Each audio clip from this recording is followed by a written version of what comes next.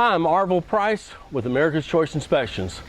The section in this year's mandatory update course called Types and Benefits of Surveys has brought several questions to mind in regards to my personal home and pending issues with our property. First of all, the city has approved a new sidewalk project to be installed on our side of the street. This sidewalk plan includes removing and replacing 40 feet of driveway. Our home was built in 1958 when very few families had two cars, and thus the driveway is only 10 feet wide, and often I have to ask my fiancée to move her car or vice versa in order for one of us to get out. Since the contractor is going to be replacing a large amount of our existing driveway, I want to find out if we own enough property to the left of our driveway and if any setback issues would prevent us from extending the width of our driveway so that two cars can be parked side by side. Secondly, I've wondered how our ability to add an attached or detached garage or portico to the left side of our home would be affected by the setback requirements, and if we or any future owner should decide to make this improvement. My third concern has to do with the fences that run along the edge of our property. I sure hope the privacy fence that bounds the left and right sides of our backyard are actually on our property. During times of heavy rain, we used to get runoff from the adjoining neighbor's driveway and yard. The previous owner said that they had no problem with me making some fence and drainage improvements on their side to alleviate this issue. So I'm especially concerned with the location of the fence along the left boundary, and that I had the legal right to maintain it as I so desire in the future, but I want to locate the fence on the right side and rear boundaries as well. I use a yard service for weekly maintenance so that the high crawl space has provided ample room for the few yard tools that I have needed to use and store for our landscape projects. However, I have considered someday purchasing one of those storage shed designs from a home improvement company to store beekeeping supplies and other hobby materials, and I have wondered if there is room between the right side fence and the house, or if I can install it across the creek like my neighbor has done. Locating the property lines and knowing the setbacks and any other applicable restrictions will help me make these decisions. We really enjoy the beauty of the small stream that runs through our property. The natural area on the other side has made for a convenient location for us to be able to enjoy our urban beekeeping hobby, and yet they're far enough away not to hinder any routine yard maintenance. We have a lot of heavy rains, and although our stream hasn't risen out of the banks this year, I have wondered if any part of our backyard is in a FEMA designated flood zone, and if so, would that have any effect on me being able to put a little storage shed in this area, since FEMA requires a permit for any man-made change in a designated flood zone.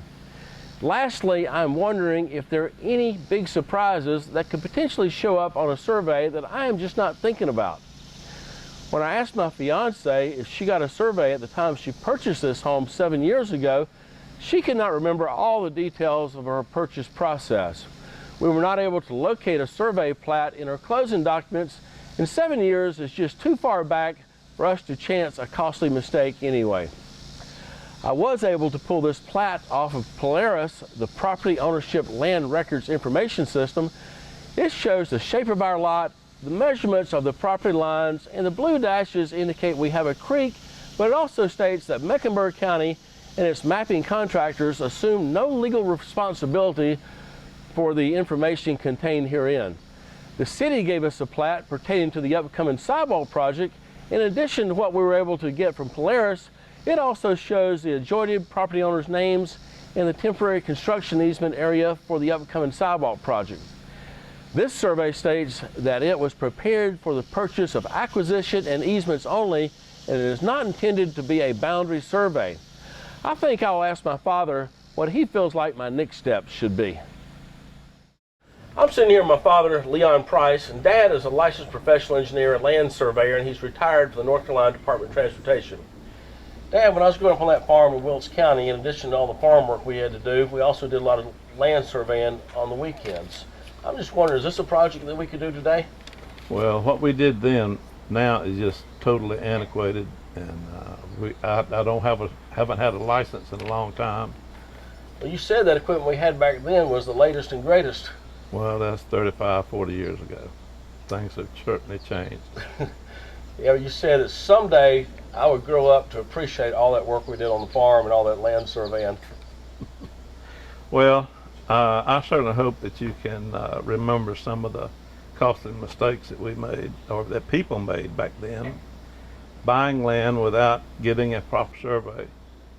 The importance of always getting a survey and thus not making the costly mistakes of buying property and not being aware of possible encroachments, and also building something on something that's beyond the sideline.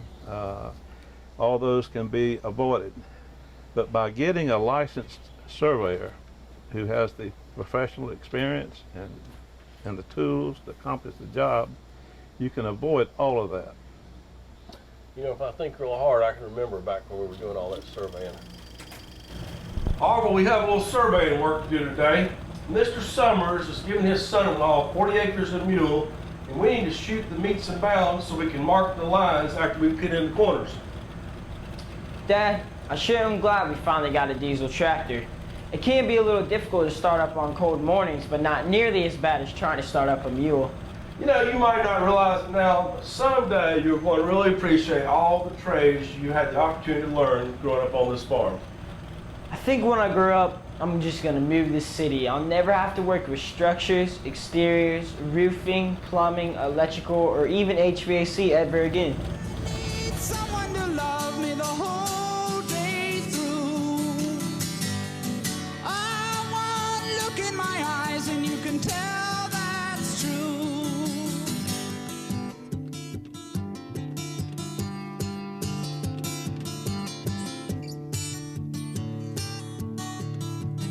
Oh man, look at my life. I'm a lot like you were. Oh Hold it tight. man, look at my life. I'm a lot like you were. 97.3.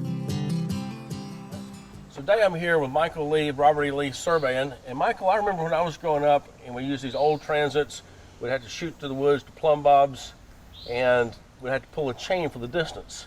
And I haven't seen y'all pull any chains today, and this transit looks a lot different than the ones that we used growing up. How does this one work? Well, basically it takes a shot into a glass prism and it reflects the distance back into it, and it stores it in this, which is a data collector, kind of similar to a smaller computer.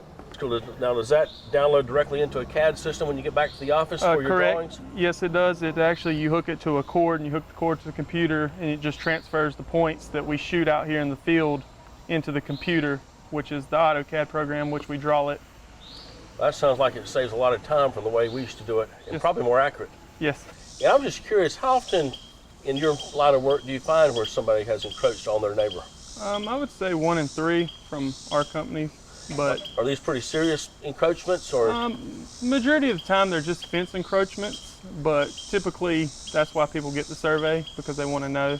And mostly it's small, but sometimes we have ran into where there's been driveways and buildings and other things over the property line, and you just don't really know until you get either the line staked or the property corners found, and you can pull a string line or pull that line in. Sounds like survey is pretty good return on investment for what you get. Correct. Yes, it is. It's very much a good investment, because if you want to build a fence, if you want to build a building, carport, or anything, if you don't know where your line is and you just put it up, you're typically going to have to bring it down if the neighbor wants it brought down and if it's over the property line.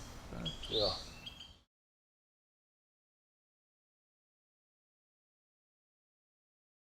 All right, so we're here today with Robert E. Lee of Robert E. Lee Land Surveying. And Mr. Lee, appreciate you coming out and bringing us the plat. And we're thinking about extending this driveway and doubling the width. And we're wondering if we've got enough room, enough property to do that, and if there are any setback requirements that would prohibit us from extending the width of this driveway. Right, I believe you've got plenty of room. Yeah, There's no setback requirements. Yeah. Pour all the way to the line. yeah, From the corner of the chimney there, you've got about 18 feet yes. to the line. So if you're just doing a driveway, you could go all the way to the line. The only thing that would have to fall within the setbacks would be the actual building structure. Anything with a foundation. Okay, so there's no setback requirements for driveways. Correct. Great. So now they put some red flagging on a piece of pipe way over here the other day, where this red flag is. Is that our property line right there? Yes, sir. It is. Wow. So we can bring the driveway all the way over to here. Yep. I'm thinking about if I do that, we got enough property where I could probably just keep it a foot or two off the property line just to have some space if I wanted to plant any bushes or something. Is that a good idea? Yep. The other question, Mr. Lee, that we had was we thought about someday we may want to build a garage or a portico. I kind of prefer a garage because I like somewhere to store some things. Right. And we're just wondering if we're going to have enough space, enough width right here, if we own enough property that I could build a garage and still have the setback. So we're wondering what is our setback, and given that, will we have enough property to build a garage or portico? Right. Property's zoned R3, and that would give you a 6-foot side yard. You got 18.2 from the chimney there, so that gives you, roughly 12 feet, and probably 14 from the actual house. We really enjoy our backyard, and our privacy fence helps to make that a pleasant experience. And we're thinking surely they built this privacy fence on our property, but I guess in surveying you better never assume anything, huh? Exactly. Well, did we get lucky? Is in fact this? It is in fact in the line, within the boundaries. Great. When your surveying crew was out here the other day, they went ahead and pinned in this right rear corner right here where this red flagging is, and I was just concerned, is it going to cut off the edge of my beehives, or my beehives over on my neighbor's property? Because I thought it went all the way to that chain link fence. Right. But our survey, what's our survey showing us right here? Actually, you're short of the chain link fence, but your beehives are probably around 8 feet from the actual rear property line. Oh, that's good news. So my beehives, there's 8 feet of distance between the rear corner of my beehives and the property line? Yes, sir. I was not looking forward to moving those. No, I think you got plenty of room. So that's pretty much just an optical illusion with this corner as it works its way back over there to the far corner. Right. And then you got a detail and some notes right here about that left rear corner. What's going on back there? Right, that's the chain link fence going across the back of the property. That's actually your neighbor's fence, and their fence encroaches onto your property by 4/10 for a total distance of 13.8 feet.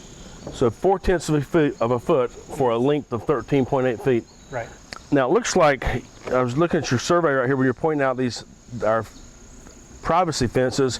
It looks like I got quite a bit more room on this side of this privacy fence, maybe 2 or 3 feet, where I could probably get over there and service that and still be the back side of this privacy fence without actually having to ask the neighbor, if they weren't around to, request permission. Yeah, it looks like you've probably got about a little over a foot at the back corner here. Yes. And in the front, probably 4 feet or so. 4 feet or so at the front.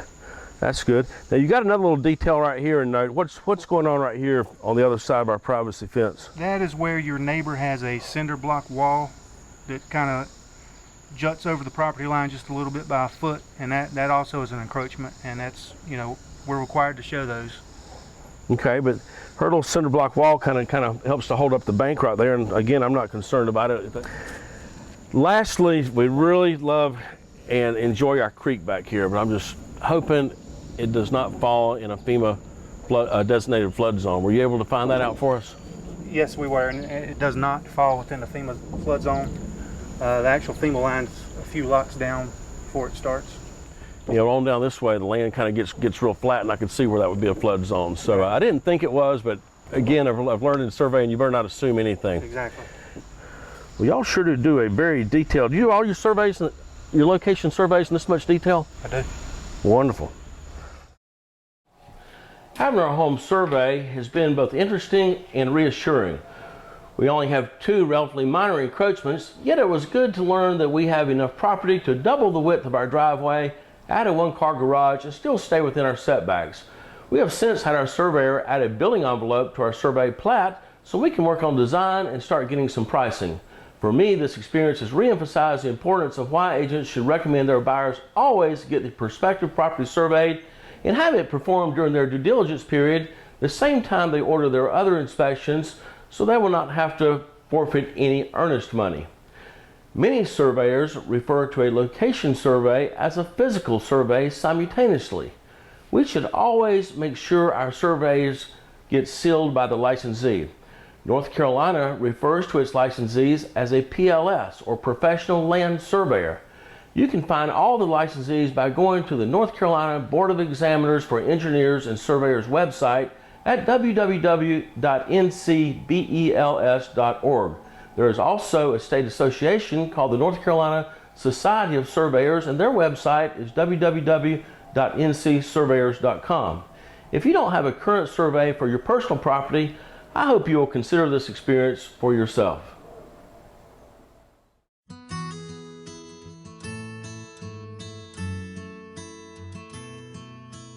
In my mind, I'm gone to Carolina. Can't you see the sunshine? Can't you just feel the moonshine? Ain't it just like a friend of mine to hit me from behind? Yes, I'm gone to Carolina.